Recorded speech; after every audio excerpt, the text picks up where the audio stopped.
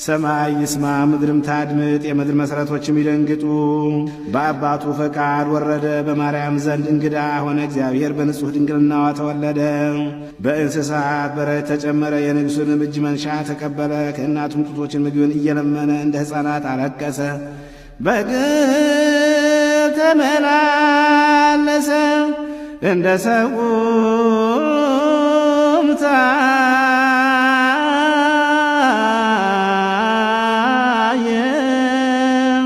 በየጥቂቱ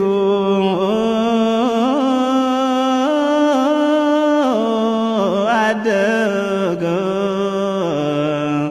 በ30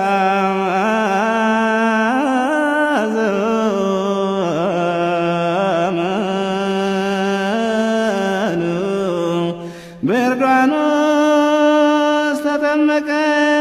እንደ ሰው ሆኖ ለመጾም በገዳም አደረ። ከዲያብሎስም ዘንድ ተፈተነ። የጨለማ መኳንንት በአምላክነቱ ኃይል ሻረ።